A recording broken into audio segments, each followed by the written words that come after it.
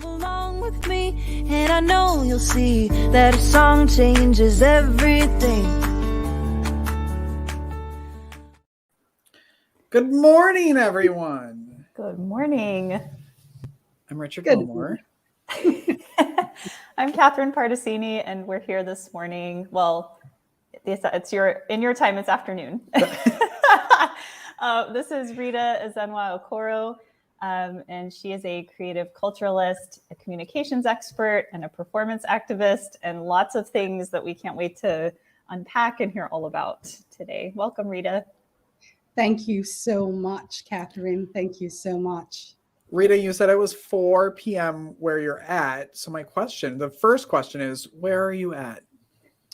I'm in Abuja, Nigeria. Abuja is the Federal Capital Territory of Nigeria, which is situated in the west of Africa. And you, well, I don't even know what my question was. I completely forgot it. You tell everybody what you do. Because we talked to her, I don't know, like a month ago in preparation for this interview, and I am very excited to talk to you about all the things on my list. But I want you to tell everybody kind of your background and how you got to be where you are today. Wow, where do I start from, people? We're live and we have all day. Go for it. And go. Yeah, right. Got a captive audience. So I'm the founder and lead visionary of Street Project Foundation. It's an organization that uses the power of the creative arts to facilitate youth leadership development, social mobilization, and cross-cultural dialogue. I also was recently appointed the first executive director of the Global Play Brigade, and it is a volunteer movement of play activists, performance activists, actors, clowns, who are experimenting globally with how play can be used for social transformation and human development, which is so much in line with my whole ideology and philosophy of using creative arts for human development. I believe so much in it, helping humans integrate and live together in peace and harmony. And so I love music. I love to sing, and I'm currently a new author of the book Doing, Being, Becoming for the Love of the Creative Arts, which chronicles my journey in the arts. And also, it's also an activist piece that pushes for more investments in the creative arts, especially in the global South. How did you first come upon the creative, like the performing arts? How were you introduced to that? Okay, that the whole story you'll find in the book. We have to get the book. Yeah. The link is in the chat and in the comments. So yeah. And really started for me as a child. But the truth is, it's by hindsight, you then would know the power of what you were exposed to, right? But like just reflecting, it was everything to do with my childhood and how I was allowed to play as a child. I was allowed to imagine as a child, inhibited in just creating, in writing, and acting. And back in the day, because I grew up in Festac Town in Lagos State, and back in the day, we grew up in a community that had like a dead end, like the road had a dead end. So they're called closes. And there were about 28 houses in each close. So it was a community of its own, of different families. And to stay glued together, to stay bounded together and have a community that is amiable, that's thriving, we usually would have end of year parties. And in preparation, so just around this year, Yeah, it's coming up. Yeah. Just waiting for our invite. And the children of the close, every child had the opportunity to perform at the close party, but as an ensemble. So for me, who grew up in the city, it was an experience because I got to sing cultural songs that I wasn't accustomed to in Yoruba, Hausa, Igbo, which are like the main major ethnic groups in Nigeria, tribes in Nigeria. We would wear costumes. We would play together. We would, improvise and come up with stage plays that had lessons. And it was quite exciting doing that. And I enjoyed it up to my teenage years. And then I was fortunate enough to then study creative arts in the university, exposed to it in totality, not just the theater, but music and the visual arts. And I remember that my final year thesis was on epic theater because I majored in theater arts. And one of the last line of my thesis was, I do not believe in art for art's sake. I believe that art exists beyond the sake of it. And that I believe in arts for social transformation. I really didn't know that at that point I was writing my vision for my life. Listening, yeah. And so that's how it all started for me in summary. Rita, I was also a theater major, and I had none of that happening in my brain as a theater major. I went to theater because I was like, I just want to be a talk show host. So I'm going to go to theater, and then realize I should not be live on a stage anywhere, having other people worry about whether or not I was going to remember the lines. So the fact that that's where your brain was, and that like, all right, well, that's why you're out doing what you're doing. And how then do you like transition from like, this is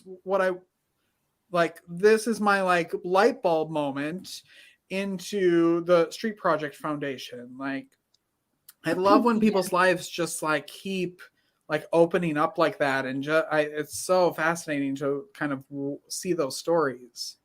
I can't agree with you more. And just building off on what you said is why Street Project Foundation was established, because not everybody needs to study creative arts to become a famous person or a comedian or be on stage. But the truth is, life is a stage, isn't it?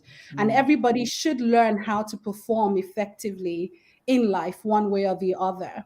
And so, like I said, just by reflecting and seeing how, after I studied creative arts, I had some years in advertising.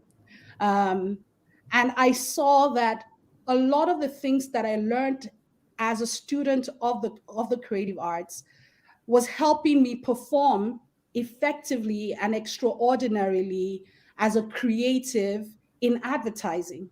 And it's a lot of performance. It's a lot of selling ideas that you haven't even brought into existence and getting people to buy what you only see in your mind's eye. It takes a lot, and it takes a lot of performance. It takes improvisation. It takes communication skills, which were skills that I developed unconsciously. And I call it the not knowing growing process. Yeah. Communication skills, being able to work with other people, building confidence. These were negotiation skills, appreciation of the arts, and just being able to perform a conversation. And also being able to be what you are not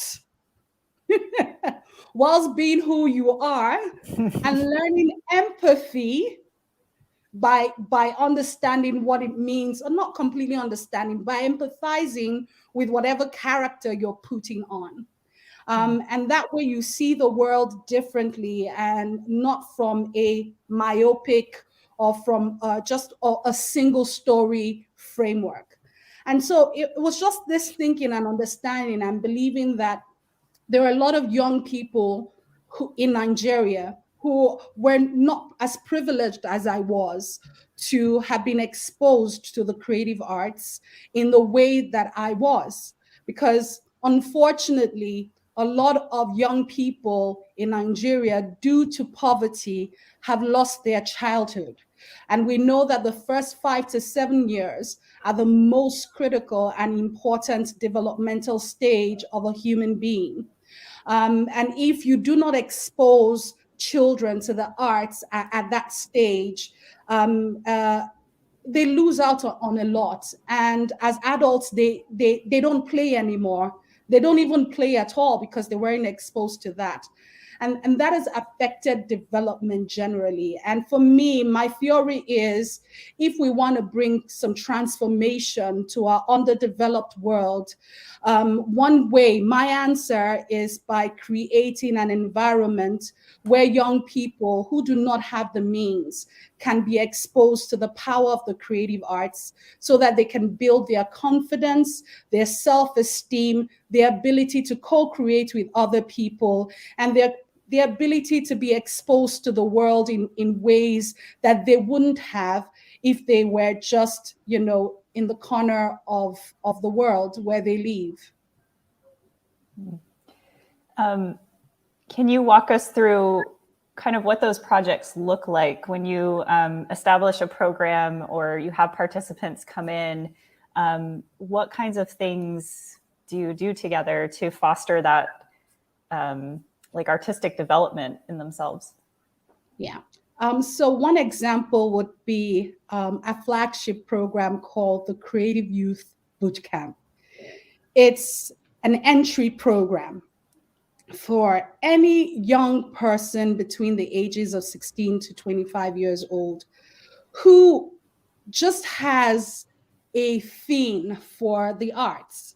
They might not be perfect in it, but they're just enthusiastic about music, dance, drama, visual arts, or they've been tinkering with it a bit and just are looking for a space to express themselves, especially if they come from families where the creative arts is looked down upon. They're just looking for a safe space to just be themselves. Mm-hmm. So that program attracts young people who are in this dynamic. And when they come into the space, one of the first things that we do is to play. And playing could look like looking into each other's eyes for 90 seconds. Imagine being in a room filled with strangers of 25 to 30 young people who you've never met before from different parts of the country, staring into each other's eyes without blinking for 90 seconds. I'm already sweating. I've had to do a similar exercise as that. And I think it was maybe 3 minutes where we're staring directly at someone. And that was initially uncomfortable, but then something happens and it just, you just see this other human being like straight in the eyes. It's really incredible. So I'm curious how they respond to that. Yeah. And I'm going to share with you a story that just melts my heart when we do that exercise particularly.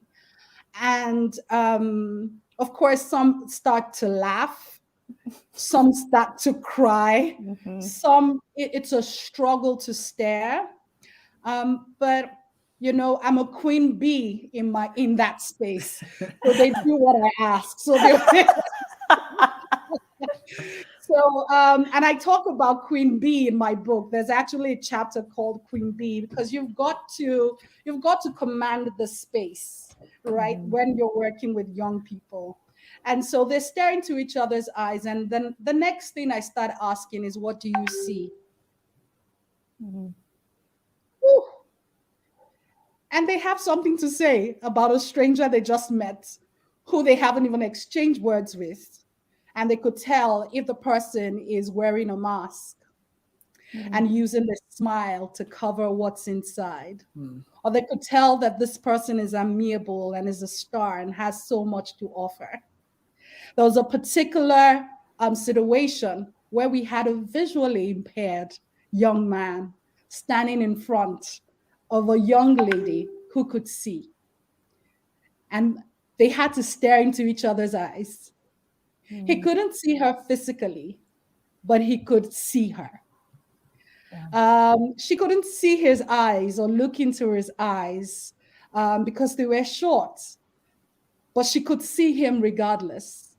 And they created such a fascinating poem that spoke about how they could see each other against all odds. And as I speak, they are bosom friends. As a result of that exercise, they got to perform that poem together on stage. So after that exercise, they get to perform, they get to reflect on that play session and come up with dance pieces, music pieces, visual art pieces, whatever creative art form that they are comfortable with, to express and reflect on what happened at the start of the program. And very quickly, within the 6-week long program, they bond and they begin to co-create together. Wow. What are your recommendations or what are your ideas on people who are maybe not in an area where they have access to something like the Street Project Foundation or arts and health? Like, what would you say to them, or how would you encourage them to bring the arts into their lives every day? Wow. That's a very beautiful question that you've asked. And are we talking about people who don't have access to the internet or access to anything? I would say they at least have to be able to listen to this podcast. Okay. But maybe, I grew up in a very rural area where there was no theater, there were no museums, there was no art. We didn't have a theater program in my school. So I turned to different things to get the arts. But I'm curious kind of what you would recommend for people or things that they could do, like not even necessarily going to find it, but things they can do for themselves. Okay, so the first thing I would say is they could attend one of the Global Play Brigade play shops. We run 4 major play shops in a year, and it's a global play shop. And we just finished one in October, which happened on Friday and Saturday, the 28th and 29th, if I'm correct. And we had about 16 facilitators from across 15 countries. And we had about 200 people from across 30 countries attend. So this is a viable space. And we had about 9, we call them play shops, but they're workshops, right?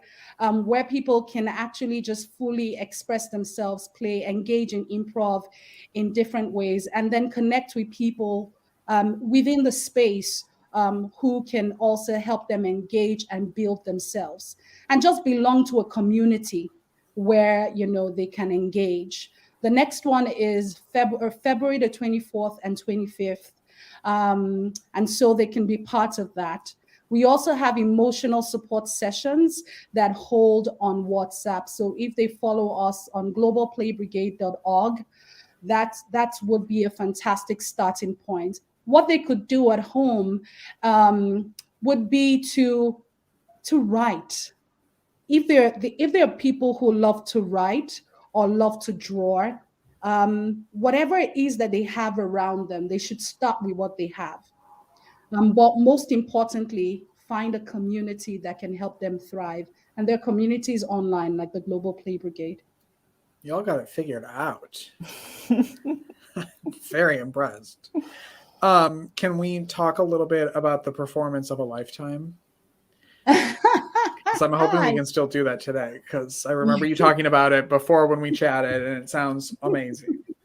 All right, cool. So Performance of a Lifetime is one of the play sessions that we run during our creative youth boot camps and all of the boot camps that we run at Street Project Foundation.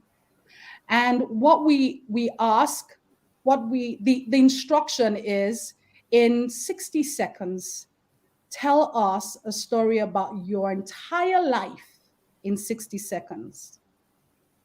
It could be a moment in your life or your entire life. And that story could be told in music, dance, drama, poetry, whatever art form that you deem fit. And we set the stage, and they come and they share stories of their lives in 60 seconds. In such instances, we've had stories of child abuse told through poetry or through music. In such stories, we've gotten young people tell their stories about their struggle through the arts. And after the 60-second performance, we then recreate. We get like 2 or 3 other actors within the space to join them on stage. And we build on the story. We give the story a different slant. So if, for instance, it was a story about grief, which was something I personally did when I was exposed to a Performance of a Lifetime for the first time, it was an opportunity for me to share a story about lost loved one. And the facilitator, Kathy R. Salit, who's the founder of Global Play Brigade, came on stage together with me to do an impromptu poetry, which was supposed to be a poem to my loved one who had passed away. And I took a line and she took a line. I took a line and she took a line. And it was such a therapeutic experience. And it was the first time that I had openly expressed my emotion about the loss of that loved one. And similar experiences happen within the space, a lot of catharsis. And so we always ensure that we have a decompression space, and that we also have adults around who can help support our young people during that process. I have a question, but I don't want to. I feel like I've asked a ton of questions, so I don't want to jump in front of Catherine. We talked about like the types of programs you have. I want to hear how you come up with them. Like, what does your team look like, and what are your meetings like to come up with these things? And it seems like they're so well thought out, like all the little details that there has to be. I imagine like 400 people sitting around like, okay, and did you make sure this is happening? And did, like it feels like there would be or like 12 Catherines who's like, Catherine's like, excuse me, you forgot this detail. How about this? Have you thought of that? But what is that process like? I wish. The core team of Street Project Foundation is just 7. There are just 7 of us, and we just became 7 recently. For most of it, there were 5 core members of the team driving this vision. It's also important to state that when Street Project started almost 15 years ago, I was also a youth like a lot of the young people that we're raising today. So I practically was a rights holder, right? Building and creating what I believed young people needed. And so ingrained in our structure is a youth advisory board, which is always growing, because for every program, we have young leaders who emerge, who have the potential of joining the youth advisory board. And they have become like the voice of the youth representing Nigeria within our organization. And then we have a community engagement officer who also, a lot of the people who work with us all came out of our capacity building programs anyways. So they're very well ingrained and steeped into the philosophy, ideology of what Street Project is about, and can talk about it just as well as I can. We've got, a community engagement and outreach officer, which is very critical because he has to work with the youth community. We've got our programs team, operations team, we've got our media team, and we've got volunteers who work with us. And we have a board of about 7 persons. The board chair is Kelechi Olawuyi, who is an experienced and seasoned human resource expert in Nigeria. And so, yes, the core team, there's 7 of us, but there's a whole world around us, as well as our facilitators who are contractors for the different programs that we run. And we have learned to build relationships with the ecosystem all around us that builds our programs with us, whether it's a Creative Youth Bootcamp, Arts Vocacy, Digital Amazons, and the numerous programs that we have. I know, just like I just want to be you when I grow up. I know. That's all.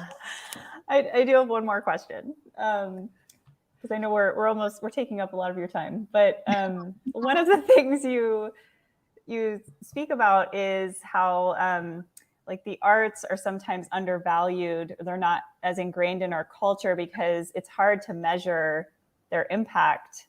And so I'm curious how Street Project Foundation tries to measure that or do that. With our organization, it's like there is science that backs it up to a point, but there is so much of it that's it's that human to human connection piece that you're not going to be able to get out your instruments to measure in the moment, No. And I agree with you. It is tough to try to bring a stethoscope. Right. Let me track your heart the entire time that we're doing art. Let's listen to the heartbeat, and normally we could understand what's in there. Majorly, one of our major tools is storytelling, before and after.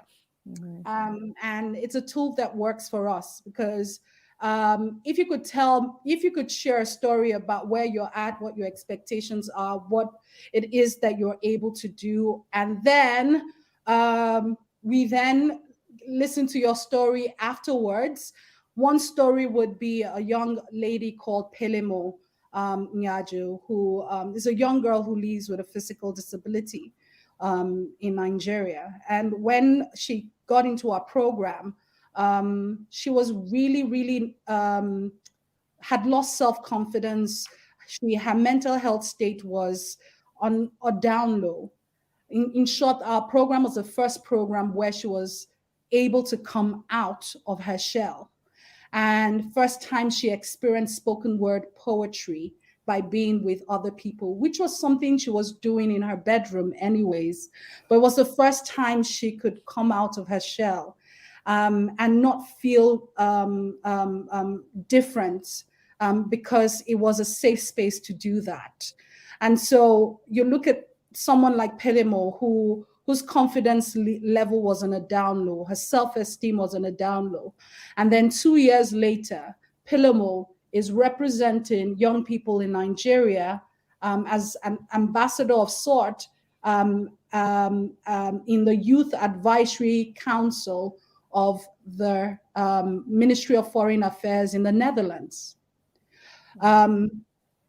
Speaking up for the rights of young people living with disabilities and young people in general, representing the continent of Africa. That is a huge leap. I don't know what science needs to explain with that kind of theory to say that an intervention such as ours was able to help with the development of a young germ like herself. And I also need to add that what is also very key about a lot of our programs is we don't run our programs and then leave our young people alone. they become a part of a community. And so WhatsApp is such a fantastic tool where we're constantly sharing opportunities with them to constantly express their talents.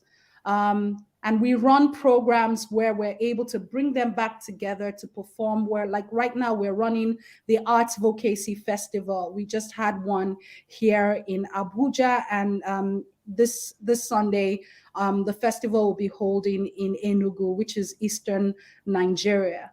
So it's an opportunity for them to come back again, work together, and you can see their growth and development. So knowing fully well they're still part of a community that's interested in not just a one-off growth, but their growth over time. Right. We can track young people who have been involved in our program since 2016, who are doing extraordinary things, not just locally, but globally. How can people connect with you, connect with Street Project Foundation, and all the things that you're doing? So you could visit streetproject.org.ng, streetproject.org.ng to learn more about Street Project Foundation. If you want to also follow us on social media, Instagram, Facebook, LinkedIn, it's Street Project Foundation, in full, Street Project Foundation. On Twitter, it's Street Project 1, the number 1, Street Project 1. You could also, to learn more about the Global Play Brigade, would be globalplaybrigade.org.ng. And if you want to follow me, Rita Ezenwa-Okoro, on Instagram, on Instagram, I'm Lady REO. On Facebook, it's Rita Ezenwa-Okoro. Yes. And then, of course, your book. Yes, my book. Yes, my book is out. It was launched on September 16th, my 41st birthday. I'm really excited about this. Wait, hold on, say that again. Say it again. All right, I said my book was launched on September 16th, which was my 41st birthday.